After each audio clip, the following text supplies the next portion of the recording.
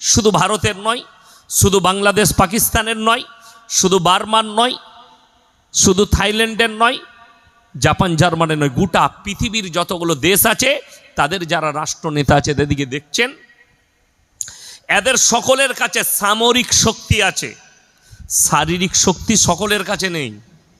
বর্তমানে যিনি বাংলাদেশের সরকার চালাচ্ছেন তার নাম ডাক্তার ইউনূস, তার বয়স 80 বৎসর, আর আমি ইয়াসিন, আমার বয়স হচ্ছে 39 বৎসর। তো আমার সঙ্গে যদি হাতাহাতি লড়াই লাগান, তাকে ঠেলে দিলে সে পড়ে যাবে না? যাবে না? পড়ে যাবে। আমার সঙ্গে হাতাহাতি লড়াইয়ে পারবে না। কেন? তার শারীরিক শক্তি নেই, তার কাছে আছে সামরিক শক্তি, তার বডিগার্ড, তার ডিফেন্স সিস্টেম তাকে ঘেরে রেখেছে, তাকে টাচ করার ক্ষমতা আমার মতো ব্যক্তি ইয়াসিনের নেই। আল্লাহর কসম, কোরআনে আছে দুজন এমন একজন জালিম বাদশা দুনিয়াতে ছিল যাদের কাছে শারীরিক ক্ষমতা এবং সামরিক ক্ষমতা দুটোই আল্লাহ দান করেছিলেন। তার মধ্যে একজন হচ্ছে ফেরাউন, যে মিশরের মাটিতে দাঁড়িয়ে বলেছিল আলা রব্বুকুমুল আলা, আমি তোমাদের রব আর আমি তোমাদের সব, আমার ওপরে কেউ নেই, তোমরা যা চাওয়ার আমার কাছে চাইবে। আচ্ছা বলুন তো, বর্তমানে ফেরাউনের রাজত্ব আছে না শেষ হয়েছে? তার যে লস্কর ছিল, তার যে সৈন্য সামন্ত ছিল, তাকে এবং তার পুরো লস্করকে আল্লাহ দরিয়ায় ডুবিয়ে দিলেন। জোরে বলুন সুবহানাল্লাহ। তার সব কিছুর অস্তিত্ব মিটে গেছে। আল্লাহ খালি একটা দৃষ্টান্ত পৃথিবীর মানুষের জন্য রেখেছে, তার লাশটা মিশরের জাদুঘরে মমি করে রাখা আছে, মমি করে রাখা আছে। তার লাশটা দেখলে আপনি অনুভব করবেন যে এই লাশটার যদি লম্বাইটা এত ফুট হয়, তাইলে এই মানুষটার মধ্যে আল্লাহ কত শক্তি দিয়েছিল। এটা ফেরাউন। আর একটা জাতি আল্লাহ দুনিয়াতে পাঠিয়েছিলেন আমাদের পূর্বে, সামুদ জাতি। কোরআনে উল্লেখ আছে ওয়া সামুদাল্লাযীনা জাবুস সাখরা বিল ওয়াদ। হে নবী, স্মরণ করে দেখো ওই জাতির কথা, যাদেরকে আমি তোমাদের মতো 10 ফুট 5 ফুট 7 ফুট নয়, তাদেরকে 18 ফুট 20 ফুট লম্বা এবং শক্তিশালী। পৃথিবীর আল্লাহ যতগুলো গোত্রকে সৃষ্টি করেছেন, যতগুলো নবীর উম্মতকে সৃষ্টি করেছেন, সব থেকে শক্তিশালী ছিল সামুদ জাতি। আল্লাহ সৃষ্টির মধ্যে, মানুষ সৃষ্টির মধ্যে, তারা বড় বড় পাথর কেটে, পাথরের চাং কেটে হাতে করে ধরে বাড়ি তৈরি করেছিল, এত শক্তিশালী। আল্লাহ কোরআনে বললেন, হে নবী, তারা যখন অহংকার করেছে বাড়ি তৈরি করার পরে, তারা যখন নিজের শক্তির অহংকার দেখিয়েছে, সেই নবীকে বলল, তোমার আল্লাহকে বলে দাও, তোমার আল্লাহর হাওয়া, বাতাস, পানি, আগুন কেউ আমাদেরকে মিটাতে পারবে না, আমরা এতটা শক্তিশালী, আমরা পাহাড় কেটে বাড়ি বানিয়েছি। আল্লাহ তাদেরকে ধূলিসাৎ করলেন। জোরে বলুন সুবহানাল্লাহ। তাদেরকে নিস্তে নাবুদ করে দিলেন, সেই গোত্রকে, সেই জাতিকে ধ্বংস করলেন। ওয়া সামুদাল্লাযীনা জাবুস সাখরা বিল ওয়াদ, আমি তাদেরকে নিস্তে নাবুদ করেছি। সামুদ জাতির কথা ভেবে দেখো, যাদের অস্তিত্ব আমি মিটিয়ে দিয়েছি, তারা সব থেকে শক্তিশালী পৃথিবীর জাতি। দ্বিতীয় নম্বর আর একজন জালিম বাদশা, তার নাম হচ্ছে নমরুদ। তার কাছেও দুটো শক্তি ছিল, শারীরিক এবং সামরিক। এই নমরুদ ইব্রাহিম আলাইহিস সালাতু ওয়াস সালামকে আগুনে নিক্ষেপ করেছিলেন। আগুনে ইব্রাহিম নবী আল্লাহর কাছে কি চাইলেন? মদদ চাইলেন। কার কাছে বললাম? আল্লাহর কাছে। কোনো গাছের কাছে নয়, কোনো মানুষের কাছে নয়, কোনো পাথরের কাছে নয়, অগ্নির কাছে নয়, চন্দ্রের কাছে নয়, সূর্যের কাছে নয়। মদদ চাইলেন আল্লাহর কাছে। আল্লাহ তুমি ছাড়া কোনো উপায় নেই। আল্লাহ তাআলা আগুনকে হুকুম জারি করলেন, কুল্লা ইয়া নারু কুনি বারদাও ওয়া সালামান আলা ইব্রাহিম, আগুন তুমি ঠান্ডা হও, আমার ইব্রাহিমের একটা পশমকে জ্বালাতে পারবে না। আল্লাহর কসম, ইব্রাহিম নবীর একটা পশমকে আগুন জ্বালাতে পারেনি। জোরে বলুন সুবহান। এই নমরুদকে আল্লাহ বেজ্জতির সঙ্গে মৃত্যু দান করলেন। এরপরে পৃথিবীতে যারা নিজেদিকে বলছে যে আমার রাজত্ব, আমার শক্তি, তাদেরকে জিজ্ঞেস করুন নমরুদ কোথায়, ফেরাউন কোথায়, হামান কোথায়, সাদ্দাত কোথায়। যাদের উল্লেখ আছে পৃথিবীতে যদি কারুর শক্তিশালী বাহিনী আল্লাহ দিয়েছিলেন এবং পৃথিবীর আজকের তারিখ পর্যন্ত যতগুলো রাষ্ট্রনেতা রাজা বাদশাহ এসছে তাদের মধ্যে সব থেকে শক্তিশালী বাহিনী একটা বাদশার কাছেই ছিল। কটা বললাম? একটা বাদশা। তিনি কে? হযরতে সুলাইমান আলাইহিস সালাতু ওয়াস সালামের কাছে, সুলাইমান নবীর কাছে, জিনার কাছে তিনটে দল ছিল সৈন্যর। একটা মানুষের সৈন্য, একটা জিন্নাতের সৈন্য, আর একটা ছিল পক্ষীদের সৈন্য, পাখিদের সৈন্য। আশ্চর্য আশ্চর্য পাখি পৃথিবীর, তারা ছিল তার সৈন্য সামন্ত। এই তিনটে দল ছিল। আল আকসা মসজিদ, যেটা নিয়ে আজকে ফিলিস্তিন গাজা ইসরায়েলের যুদ্ধ চলছে, এই আল আকসা মসজিদটা সুলাইমান আলাইহিস সালাতু ওয়াস সালাম জিন জাতিদের দ্বারা তৈরি করিয়েছিলেন। রেওয়ায়েতে আছে জিন জাতির দ্বারা তৈরি করিয়েছিলেন। আপনারা যেটা দেখতে পাচ্ছেন মোবাইলে, ক্যালেন্ডারে যেটা প্রকাশ করছে পৃথিবীর বেঈমানরা, গোল্ডেন কালারের যে গম্বুজ, ওটা আল আকসা মসজিদ নয়, ওটা ওই টেম্পল যেখানে পা রেখে বোরাকের ওপরে চেপে বিশ্বনবী সাল্লাল্লাহু আলাইহি ওয়াসাল্লাম মেরাজের রাত্রিতে আল্লাহর আরশে গিয়েছিলেন। মেরাজের ঘটনায় ওই জায়গায় যেখানে টেম্পলটা আছে গোল্ডেন কালার, ওইখানেই রাসূল সাল্লাল্লাহু আলাইহি সাল্লামের জন্য বোরাক পাঠানো হয়েছে। নবীজি ওইখানেই বোরাকে চেপে গিয়েছিলেন। জোরে বলুন সুবহানাল্লাহ। অরিজিনাল যে আল আকসা মসজিদ, সেটা হচ্ছে ব্ল্যাক কালারের গম্বুজ, যেটা সেইটাই হচ্ছে অরিজিনাল, যেটা সুলাইমান আলাইহিস সালাতু ওয়াস সালাম জিন জাতিদের দ্বারা তৈরি করেছিলেন। আজকে সুলাইমান নবী নেই, তার লস্কর শেষ, তারও রাজত্ব আল্লাহ পৃথিবীর বুকে শেষ করেছেন একজন পয়গম্বরের, একজন নবীর। আর পৃথিবীর মানুষকে দৃষ্টান্ত দিলেন, যেগুলো আমি পাঠিয়েছি এগুলো আমার সৃষ্টি, আর আমার সৃষ্টি আমার ইচ্ছা মতো অস্তিত্ব মিটিয়ে দেবো, আমি আল্লাহ মিটাবো। এখানে যারা বসে আছি, একটা ব্যক্তি বলতে পারবেন আমি কতদিন বাঁচব? বলার ক্ষমতা কারুর নেই।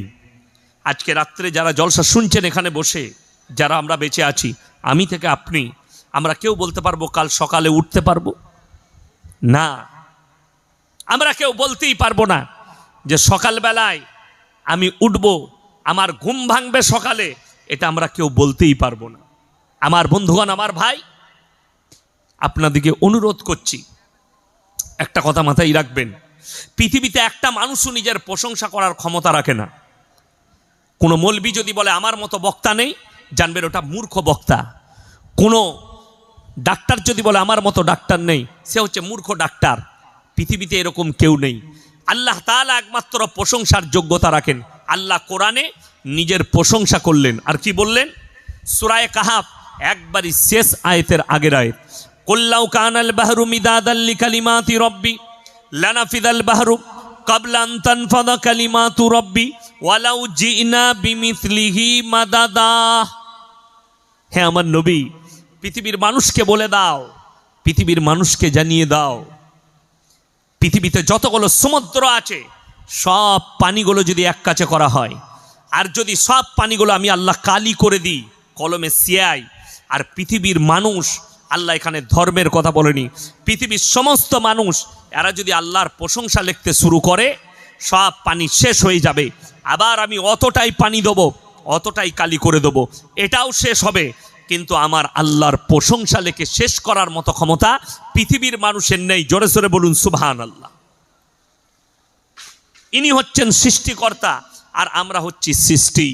আমাদের ওয়াকাত, আমাদের চলাফেরা আল্লাহর কসম তিনটে। এরপরে আমি জলসা শুরু করব যে পাঁচটা জিনিসকে আল্লাহ যে গোপন করলেন, কি কি গোপন করেছেন?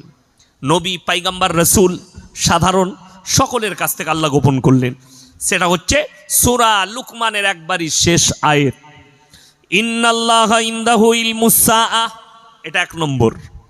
কিয়ামত কবে হবে আমি আল্লাহ ছাড়া পৃথিবীর কেউ জানে না। এখন আপনি বান্দা, আল্লাহর প্রত্যেকটা ফাইসালায় মুমিনদিকে সন্তুষ্টি প্রকাশ করতে হবে। আল্লাহর প্রত্যেকটা কিসে? ফাইসালাতে। যদি বৃষ্টি হয়, আল্লাহ তুমি নিয়ামত দিয়েছো, সন্তুষ্টি প্রকাশ করো। যদি কমেডির ছেলে বলে আমাদের জলসায় বৃষ্টি হয়ে গেল, বরবাদ হয়ে গেল, এটা হচ্ছে নৈরাশ। আল্লাহ ভাবতে হবে, জলসায় যদি বৃষ্টি হয়, আমার গ্রামে জলসার দিনে সকালে বৃষ্টি হলো, জলসা বন্ধ হয়ে গেল, জলসা হলো না, এর মধ্যেই আল্লাহ ভালাই রেখেছে। এটাই হচ্ছে মুমিনদের আখলাক এবং মুমিনদের আকীদা। এইটাই হবে, এইটাই হবে মুমিনদের আকীদা। তবে আপনি বাঁচতে পারবেন, তবে আপনার ঈমান ঠিক থাকবে। আল্লাহ এক নম্বরই বলেছেন, ইন্নাল্লাহা ইনদাহু ইলমুস সাআহ। কিয়ামত কবে হবে আমি আল্লাহ ছাড়া পৃথিবীর কেউ জানে না। ওয়া ইউনাজ্জিলুল গায়থা ওয়া ইয়ালামু মা ফিল আরহাম। মায়ের গর্ভে বেটা আছে না বিটি, বিকালঙ্গ না কালো, খোড়া আছে না কে আছে, আমি আল্লাহ ছাড়া পৃথিবীর কেউ জানে না। মায়ের গর্ভে কি আছে? ওয়া ইউনাজ্জিলুল গায়থা ওয়া ইয়ালামু মা ফিল আরহাম ওয়া মা তাদরি নাফসুম মাযা তাকসিবু গাদা ওয়া মা তাদরি নাফসুম বিআইয়ি আরদিন তামুত ইন্নাল্লাহা আলিমুন খাবীর। এবং পৃথিবীর মানুষকে বলে দাও, কার কোথায় কতটা রুজি মেপেছি, কার কোথায় মৃত্যু হবে, আর কোথায় কত মিলিমিটার বৃষ্টি বর্ষণ হবে, আমি আল্লাহ ছাড়া পৃথিবীর কেউ জানে না। কোথায় কত মিলিমিটার বৃষ্টি বর্ষণ করব, এটাও আমি আল্লাহ ছাড়া পৃথিবীর কেউ জানে না। আমার আল্লাহ রাব্বুল আলামিন গোপন করলেন 5টা জিনিসকে পৃথিবীর মানুষের কাছ থেকে। আমার বন্ধুগণ, আমার ভাই, আমি যে আলোচনাটা করব এই ভারতবর্ষে বর্তমানে, এরপর আমি মূল জলসায় যাচ্ছি। 30 কোটি মুসলমান আছে। এই 30 কোটি মুসলমানের মধ্যে 10 কোটি মুসলমান আছে কিনা এটাও সন্দেহ দাঁড়ায়। যদি বলেন কেন, আমি একটা একটা করে প্রমাণ দিয়ে যাব। আপনি আপনার এলাকায় মিলাবেন, সমীক্ষা করবেন। ইয়াসিন ভাই যেগুলো বলে গেল মিথ্যা না সত্যিকারই আমাদের সমাজে আছে, আপনি ভালো করে ঘাঁটবেন। কোরআনে আছে, দেখুন, 1 নম্বর, যদি মনে করেন আমি গরুর মাংস খাই আমি মুসলমান, ভুল কথা। মুসলমান হবার জন্য গরুর মাংসটা শর্ত নয়, আপনি নাও খেতে পারেন। আপনাকে ডাক্তারে নিষেধ করেছে, আপনার না খাওয়াটা উত্তম, আমি বলছি। আমাদের জন্য এগুলো শর্ত নয়। মাথা ঠুকাটাও মুমিনদের জন্য শর্ত নয়। নাস্তিক ছাড়া সবাই পৃথিবীর মাথা ঠুকে, কেউ পূবে, কেউ পশ্চিমে, কেউ উত্তরে, কেউ দক্ষিণে, কেউ গাছের সামনে, কেউ কবরের সামনে, কেউ মাটির মূর্তির সামনে, কেউ অগ্নির সামনে, কেউ চন্দ্রের সামনে, কেউ সূর্যের সামনে, কেউ পানির সামনে। যার বিশ্বাস, যার আস্থা যেখানে, সে সেই জায়গায় মাথা ঠুকে। ওই জন্যে কোরআনে আমার আল্লাহ তাআলা মুমিনদের জন্য শর্ত রাখলেন কি? মুমিন হবার জন্যে, লাইসাল বিররান তুওয়াল্লু বুজুহাকুম কিবালাল মাশরিকি ওয়াল মাগরিব ওয়ালাকিন্নাল বিররা মান আমানা বিল্লাহ। হে আমার নবী, পূব কিংবা পশ্চিম দিকে মাথা ঠোকার নাম ঈমান নয়। প্রকৃত ঈমান নাম্বার 1 হচ্ছে মান আমানা বিল্লাহ, আল্লাহর উপরে বিশ্বাস, ওয়াল ইয়াউমিল আখির, আমার পরকালের প্রতি, ওয়াল মালাইকাতি, আমার ফেরেশতাদের প্রতি, ওয়াল কিতাবি, আমার আসমানি কিতাবের প্রতি, ওয়ান নবিয়্যিন, আর যতগুলো নবী পয়গম্বর পাঠিয়েছি এদের উপরে প্রকৃত বিশ্বাস আনার নাম হচ্ছে ঈমান। এই জায়গায় মাথা ঠুকার গল্প নেই। যখন আল্লাহকে আপনি বিশ্বাস করবেন, তখন আল্লাহর উদ্দেশ্যে আপনার মুখ হবে কিবলার দিকে, আপনি নামাজ আদায় করবেন। পশ্চিম দিকে মুখ করে নামাজ পড়তে হয়, এটা আমাদের দেশের জন্যে অরিজিনাল যেটা কথা হবে কোরআন হাদিস মোতাবিক, সেটা হচ্ছে কেবলা মুখী হয়ে নামাজ পড়া। আমরা কাবার পশ্চিম দিকে আছি, তাই আমরা পূব দিকে আছি কাবার, তাই আমরা পশ্চিম দিকে মুখ করে নামাজ পড়ি। যারা কাবার পূবে আছে তারা আপনার পূব দিকে, পশ্চিমে আছে তারা পূব দিকে মুখ করে নামাজ পড়ে। যারা উত্তরে আছে তারা দক্ষিণ দিকে, যারা দক্ষিণে আছে তারা উত্তর দিকে মুখ করে নামাজ পড়ে কাবার। এইটা হচ্ছে সিস্টেম, হচ্ছে আল্লাহ রসুলের হাদিস, হচ্ছে কেবলামুখী হয়ে নামাজ পড়া, এটা আল্লাহর হুকুম। আল্লাহ নবী সাল্লাল্লাহু আলাইহি সাল্লাম নামাজের মধ্যে ছিলেন, আর আল্লাহ তাআলা হুকুম পাঠালেন, সাতরাল মসজিদিল হারাম, তুমি এই নামাজের অবস্থায় তোমার মুখটা মসজিদে হারামের দিকে ঘুরিয়ে নাও। আল্লাহ রসুল সাল্লাল্লাহু আলাইহি সাল্লাম প্রথমে নামাজ পড়ছিলেন, চেহারাটা কোন দিকে ছিল? আল আকসার দিকে।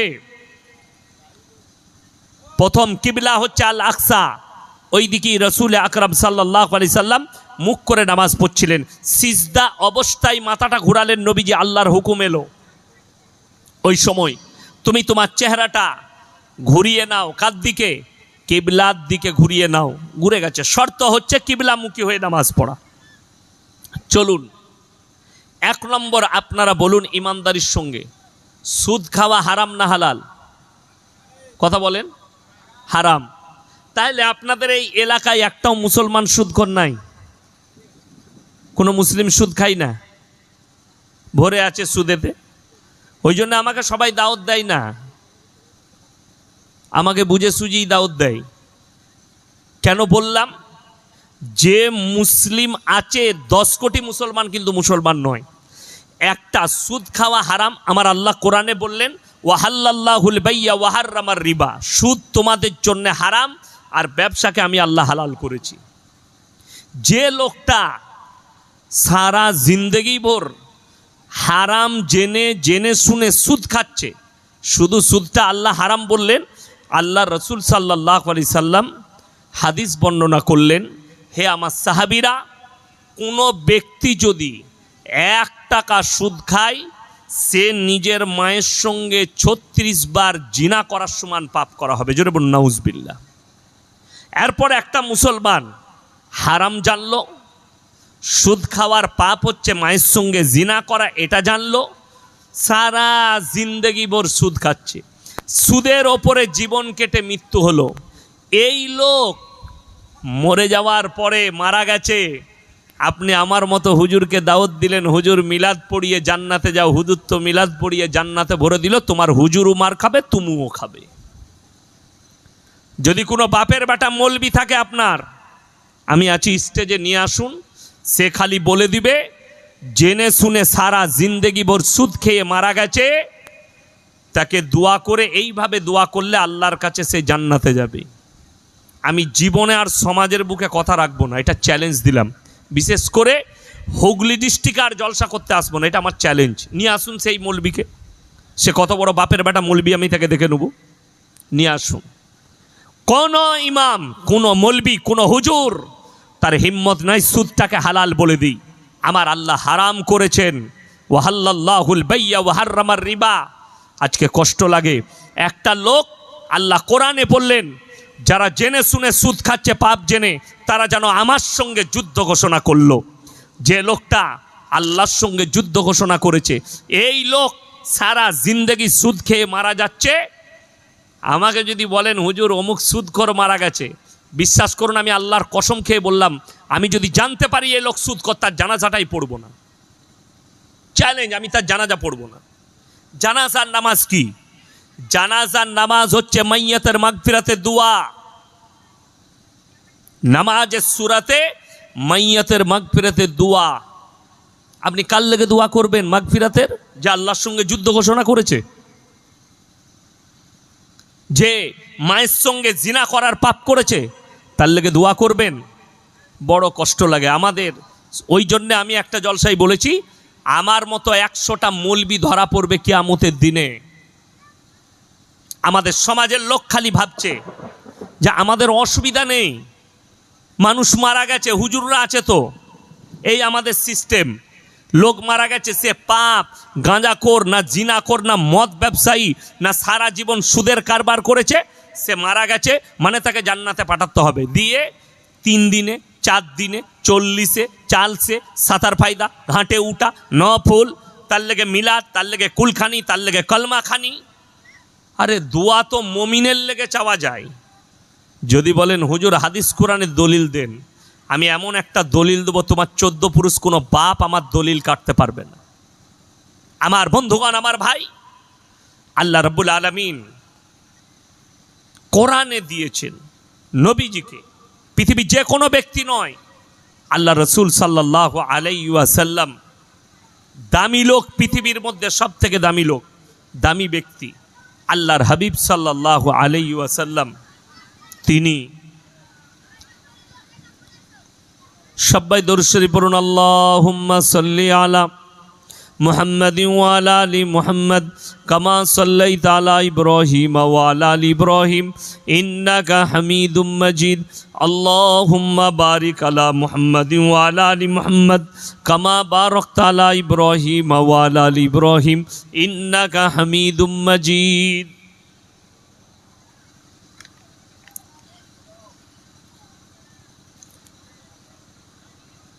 বৃষ্টি কি ভালো পড়ছে? ভালো পড়ছে বৃষ্টি।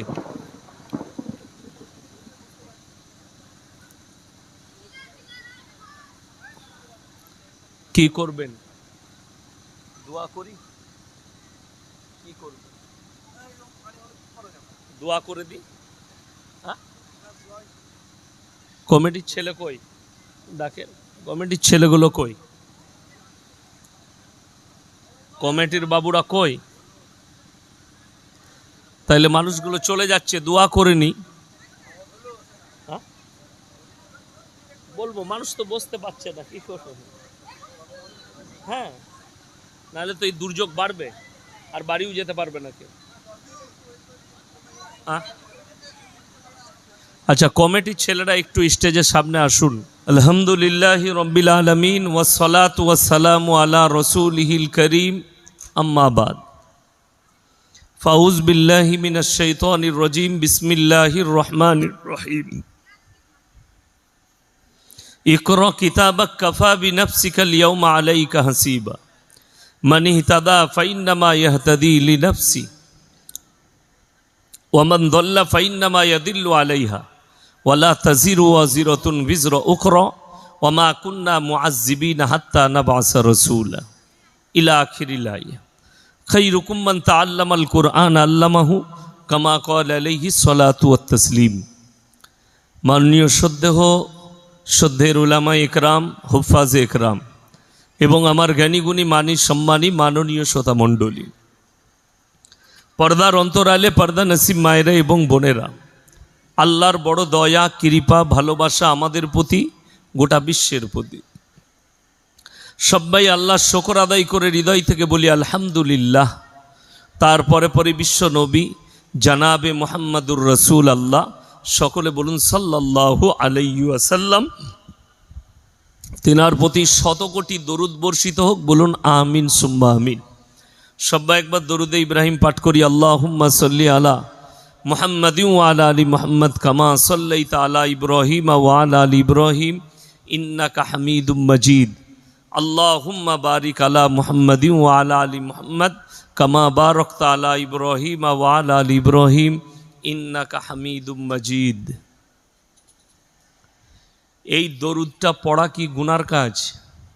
কথা বলে না? এই দরুদটা উত্তম দরুদ না উত্তম দরুদ নয়? দরুদটা নামাজে পড়া হয় না? হয় না। কিন্তু দুঃখের বিষয়, রাগ করবেন না, হুগলি, হাওড়া, ২ পরগনা, মেদিনীপুর, এই জেলার মানুষরা খালি জলসার দরুদ মুখস্থ করে রেখেছে। হুজুর পড়বে আল্লাহুম্মা, এরা চালাবে সল্লি আলা, খালি জলসার জন্যে। নামাজ তো পড়েই না, আর এত জোরে জোরে পড়ে, যিনি হুজুর জলসা করতে আসেন উনি মনে করেন গ্রামের সব মাল কটাই মুমিন আর নামাজি। আর জিজ্ঞেস করুন, আমি যে দরুদটা পড়লাম এটা উত্তম দরুদ এবং হাদিস থেকে প্রমাণিত দরুদ। তো যাই হোক, আল্লামা ইকবালের একটা মারাত্মক লেখা আছে, ভাষা, ইস ঘর কো আগ লাগি ঘর কি চিরাগ সে। মুসলমান, তোমরা নিজেদের ঘরে নিজেরা আগুন ধরিয়েছ, অপরকে গালি দিয়ে লাভ হবে না। এটা আল্লামা ইকবালের লেখা। তার আমি প্রুফ দেব কয়েকটা গুনে গুনে। সর্বপ্রথম, যারা আপনারা বেঁচে আছেন, আপনি, আপনার পরিবার, আর এই বর্তমান যুগে যতগুলো মানুষ বেঁচে আছে, কোনো ধর্মের কথা বলি নাই, মানুষ, ইসলাম সম্পর্কে একটা সচেতনমূলক কথা শুনেলেন। পৃথিবীর বুকে যেখানে যেতাই, কোরআনে আছে, আল্লাহ তাআলা নিষেধ করেছেন, কোনো নিরীহ মানুষকে, আল্লাহ ধর্মের কথা বলেন, যে কোনো নিরীহ মানুষকে অন্যায়ভাবে যদি কেউ হত্যা করে সে গোটা মানব জাতিকে হত্যা করলো। এটা আল্লাহ তাআলা কোরআনে বলেছেন। এবং কোনো ব্যক্তি যদি কোনো মানুষের উপকার করে, কোনো ধর্মের নয়, খালি উপকার করলেন, সে যে ধর্মেরই হোক, সে গোটা মানব জাতির উপকার করলো।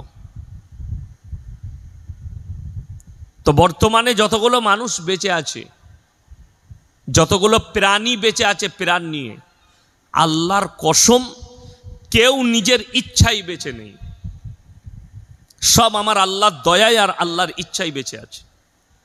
আপনারা যারা এখানে বসে আছেন, যারা নেই, আল্লাহর কসম করে বলছি, পৃথিবীর একটা রাজা, বাদশা, নেতা, মন্ত্রী, আমি, আপনি, সে, তিনি, পীর, ফকির, একটা সেকেন্ড কেউ নিজের মৃত্যুকে রোকার ক্ষমতা রাখে না। ওই জন্য কোরআনে আছে, আল্লাহ পৃথিবীর মানুষের কাছ থেকে 5টা জিনিসকে গোপন করেছেন। কটা বললাম বাবা? 5টা। আমি এখনো বক্তব্য শুরু করিনি, বক্তব্য শুরু করব, আগে আমি আপনাদিকে আল্লাহকে চিনাই। 5টা জিনিসকে গোপন করেছেন, এমনকি নবী, পাইগাম্বার, রসুলদের কাছ থেকেও গোপন করেছেন।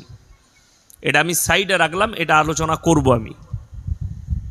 দ্বিতীয় নম্বর, পৃথিবীতে যে যেরকমই শক্তিশালী হোক, যার কাছে যত সম্পদ থাক, শক্তি থাক, বল থাক, সামরিক শক্তি, শারীরিক শক্তি, রাজত্বের শক্তি, পরমাণু শক্তি, যার কাছে যতই থাক, তারপরও আল্লাহ মানুষের জন্যে কোরআনে মারাত্মক কথা বললেন, ইন্নাল ইনসানা খুলিকা হালুয়া, আমি মানুষকে অসহায় আর দুর্বল সৃষ্টি করেছি। মানুষ সবল নয়।